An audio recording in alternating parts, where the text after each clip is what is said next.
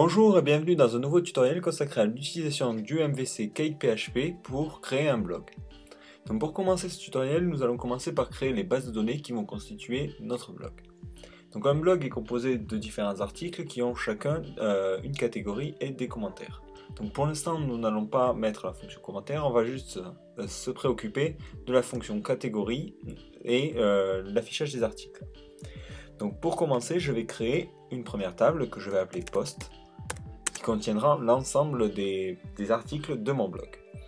Donc il faut un ID, un identifiant, un titre, le contenu, par exemple la date de publication, et enfin l'idée de la catégorie auquel se rapporte l'article. Donc ça fait 5 champs.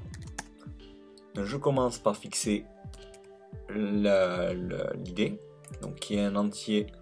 On imagine qu'on a 1000 articles à peu près. Et là, il est important de mettre qu'on le veut auto-incrémente, note nulle et un clé primaire.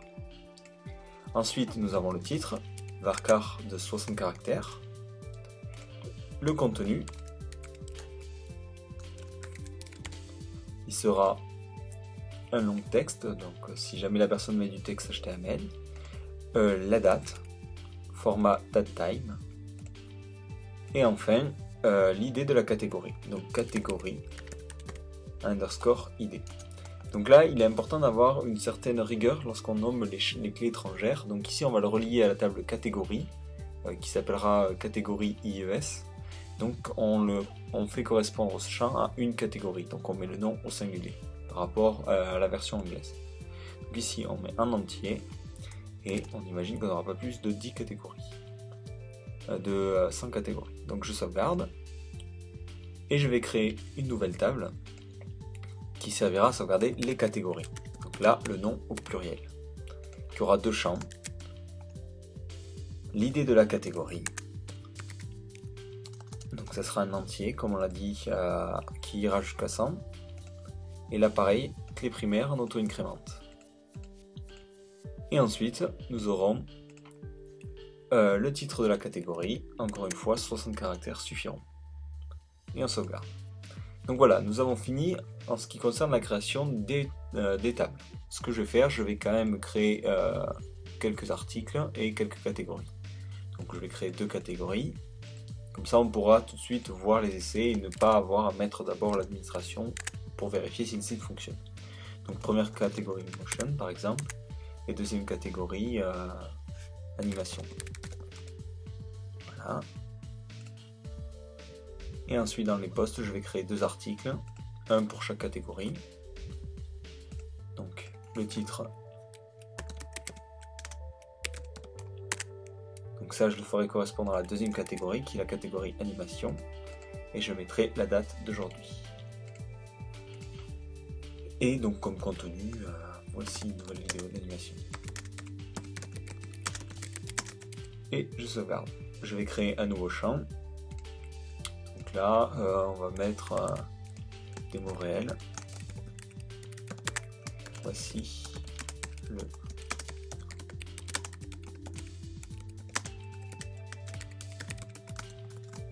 voilà. Et encore une fois, je mets la date d'aujourd'hui et je le relie à la bonne catégorie qui était la première catégorie. Donc là, nous avons fini pour la partie MyAdmin et MySQL et nous allons maintenant utiliser le MVC pour pouvoir afficher un début de blog.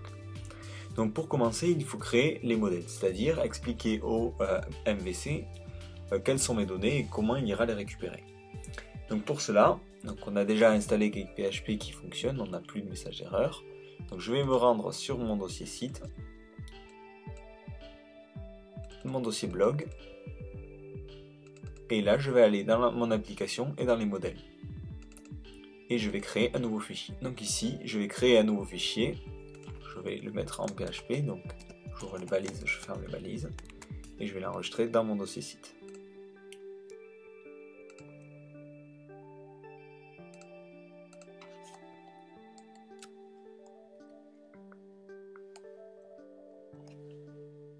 Et ici, il est important d'avoir une certaine nomenclature des fichiers. On va l'appeler post.php. Pourquoi post? Parce que ça sera le modèle qui correspondra à la table de données qui contient les posts avec un S. Donc comment se compose un modèle? Un modèle est en fait une sorte de classe, un objet. Donc pour ceux qui ne connaissent pas la programmation orientée objet, ça va être un peu compliqué de l'expliquer là. Mais en bref, on représente un objet qui représente un article. Donc on crée une nouvelle classe qu'on va appeler post, conformément au nom du fichier et au nom de la table dans la base de données. Extend app model.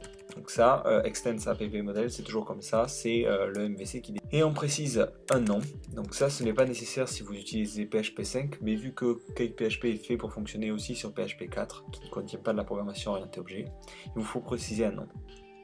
Ceci pour le faire fonctionner donc sur des vieilles versions de PHP. Voilà, et on ne va rien préciser d'autre pour le moment. Et je vais créer un duplicata de ce fichier qui s'appellera catégorie, qui contiendra donc les catégories de mon blog. Et là, je redonne juste la classe catégorie et ici name catégorie. Voilà, je sauvegarde les deux fichiers. Donc là, nous avons créé en fait les modèles et c'est ce qui permettra après avec CakePHP de faire la liaison avec la base de données MySQL. Donc voilà, ensuite nous allons aller dans le contrôleur. Donc le contrôleur, il faut savoir, donc c'est le contrôleur qui constitue un peu le cerveau en fait de notre site, c'est lui qui dira sur quelle page on doit aller, quel type d'affichage on doit faire. Donc là, ce que l'on va faire, c'est créer un nouveau contrôleur qui va être relié donc aux posts, aux articles. Donc on va l'appeler post avec un s underscore contrôleur .php. Donc ça c'est pour dire c'est le contrôleur qui contrôlera les articles, les posts. Donc on ouvre les balises PHP et encore une fois c'est une classe. Donc on commence classe post contrôleur extends app contrôleur. Donc ça c'est encore une fois une convention de CakePHP. Et on précise un nom, donc ça encore une fois c'est pour la même raison qu'on a évoqué tout à l'heure, c'est pour le faire fonctionner sur des anciennes versions de PHP. Donc comment fonctionne en fait ce MVC, c'est-à-dire comment on va dans les pages, comment il sait quel contrôleur on va utiliser, comment en fait on l'utilise. Donc il faut savoir que quand vous allez taper une URL ici, elle a une nomenclature qui est bien particulière. C'est toujours donc l'URL de base forcément, le nom du contrôleur que l'on veut utiliser, le nom d'une action à lancer, par exemple voir, et ensuite par exemple des paramètres particuliers, par exemple si on voudrait voir le post numéroté, on mettrait ça. Donc nous ici, on a notre contrôleur qui s'appelle post, donc il n'y a pas de souci, mais il nous manque une action, donc il faut définir une action. Donc la première action que l'on va définir, c'est l'action index. L'action par défaut, c'est-à-dire dès que le navigateur ouvre ce type d'URL, il rajoute forcément un index. Enfin, le serveur rajoute index. Donc ce que nous allons faire, c'est créer une nouvelle action. Donc nous créons une nouvelle action à chaque fois en créant une nouvelle fonction dans la classe postController qui prend aucun paramètre et qui va faire quelque chose de particulier. Donc si maintenant je me rends donc, dans mon MVC, que je tape /post, donc /index, donc là je vois qu'il me dit j'ai fait une erreur ligne 5.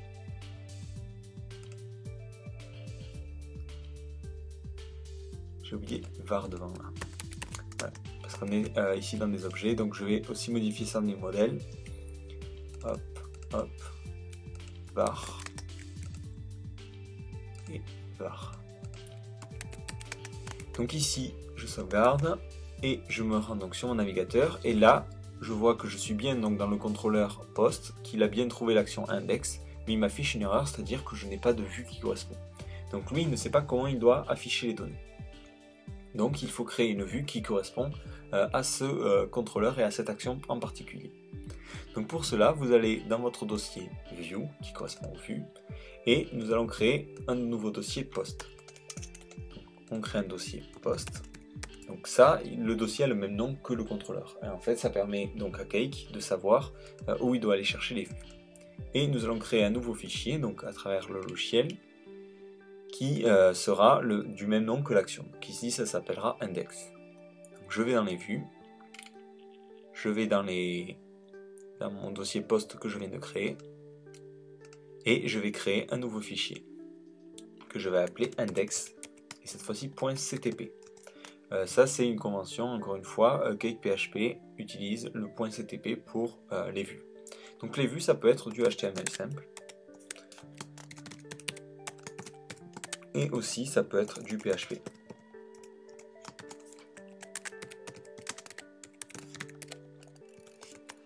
Donc si je me rends par exemple maintenant sur la page, j'ai plus l'erreur parce que la page a bien été créée et je vois que j'ai bien mon affichage. Donc nous, ce qu'on veut, c'est pas juste faire ça, forcément ça n'a aucun intérêt. Nous, on veut pouvoir afficher la liste des articles. Donc pour cela, nous allons aller dans le contrôleur, post-contrôleur, et lui dire d'aller me chercher tous les articles. Donc dès qu'on veut lancer une action, il faut toujours utiliser this, donc pour dire qu'on se réfère à l'objet courant, c'est-à-dire au post-contrôleur, et ensuite donc une série d'actions que l'on peut faire. Donc là, ce que nous voulons, c'est aller récupérer dans les posts. Donc nous mettons this post. Donc pourquoi? Parce que le modèle s'appelle post. Find. Donc ça, c'est une fonction intégrée dans CakePHP. Donc si vous avez des interrogations sur les fonctions, il vous suffit de vous rendre sur CakePHP, de cliquer sur Doc en haut, ici, et vous aurez la liste de la documentation. Donc ici, si on tape Find, hop, on clique sur le premier, et on voit qu'on a l'ensemble du fonctionnement de Find, les différents paramètres qu'il peut prendre, et ça vous permettra de mieux comprendre comment utiliser ce système. Donc ici, je mets Find et All. Ça, qu'est-ce que ça fait? Ça trouve tous les posts. Donc je mets le point virgule.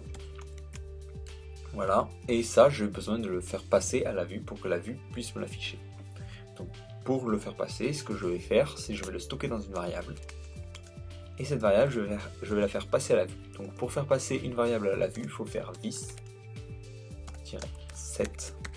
et ensuite, entre parenthèses, donner le nom de la variable dans la vue. Donc ici, ça s'appellera par exemple article. Et ensuite, quelle variable on veut mettre dans l'article? C'est $q.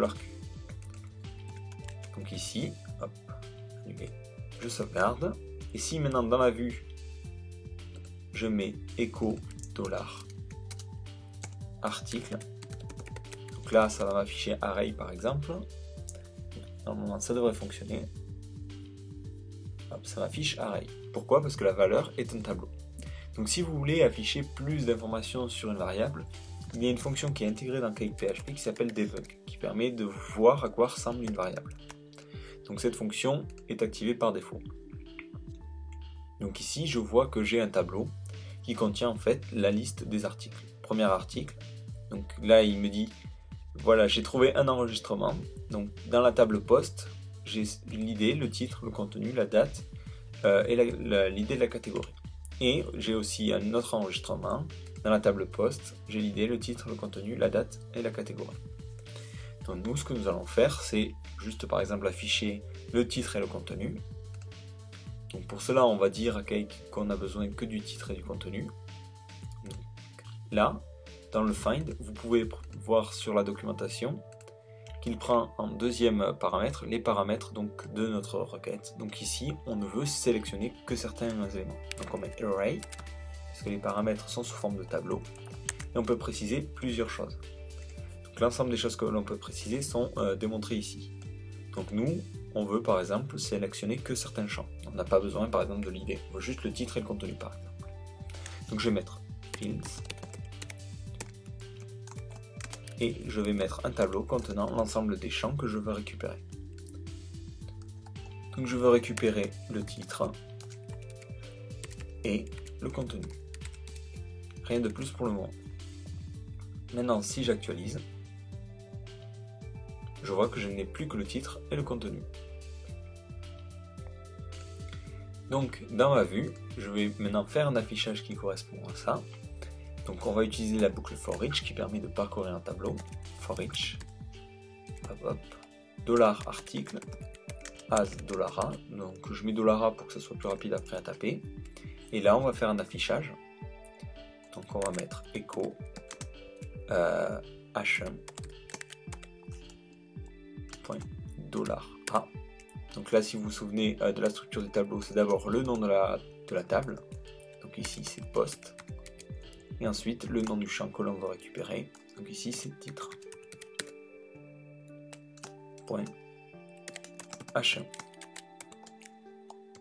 Et ensuite, on fait la même chose, echo P. Et là, on affiche par exemple le contenu. Donc là, je recopie la première ligne. Hop. Et j'affiche le contenu. Point P. Je vais enlever le debug. Je vois qu'il affiche bien le premier titre, le contenu, le deuxième titre, le contenu. Donc ensuite, on a un problème d'accent, mais ça c'est dû à l'encodage des caractères. Donc ça, on verra plus tard comment le modifier. Et donc, on a vu comment lister les catégories, les articles. Donc ça, c'est bien sympa, mais nous, ce que l'on voudrait, c'est plus afficher ça sous forme d'un blog avec un vrai design, quelque chose autour. Donc ce que l'on va faire, pour créer un design, il faut aller dans le dossier Layout. Donc on va voir ça tout de suite. Ici, je vais dans les vues et il y a un dossier qui s'appelle Layout.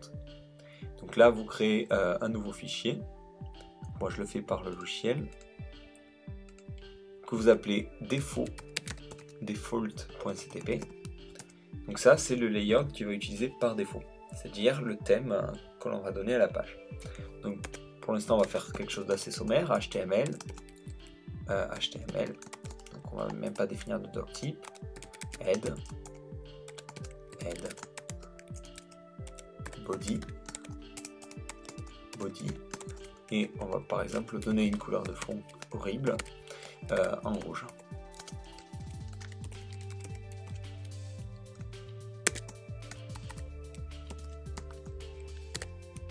Voilà. Mais là, il faut préciser à Cake où il doit mettre le contenu. Lui, il ne le sait pas. Forcément, par défaut, il ne sait pas où il doit mettre le contenu dans cette page. Donc, ce qu'on fait, echo $content underscore for underscore layout. Donc ça lui dit, tu m'affiches ici le contenu que tu dois mettre dans le thème. Donc là, je vois que ça fonctionne bien, j'ai bien les titres, le contenu, la couleur de fond horrible. Et là, ici, ce que j'ai en bas, pour ceux qui se posent peut-être la question, c'est quand on a édité le fichier core.php dans le premier tutoriel, on a laissé le debug à 2 ou 3. Et ce debug là permet de voir en fait les requêtes qui sont faites par le modèle MVC. Donc pour enlever ce message d'erreur, il vous suffit juste de mettre le debug à 1 ou à 0, je crois. Donc ici, on va créer quelque chose de plus sympa. Donc pour commencer, je vais importer un thème que j'avais déjà créé. Donc pour cela, vous allez dans la racine, webroot, et vous pouvez y mettre n'importe quel dossier. Donc moi, ce que je vais faire, c'est que je vais y mettre mon thème. Voilà.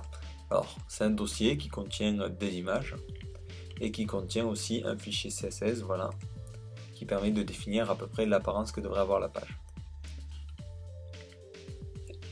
Donc, dans ma page, je vais lui dire d'importer ce style CSS.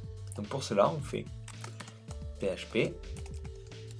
Et là, on a des fonctions prédéfinies dans Cake PHP qui permettent de dire, en fait, de mettre les balises CSS. Donc on fait $HTML, CSS, et le lien vers le fichier CSS. Donc si on met le lien racine, thème/style.css, voilà, et on affiche ça, il va être automatiquement capable de recréer le lien vers ce dossier-là. C'est-à-dire que même si on change le site d'adresse, il retrouvera le lien.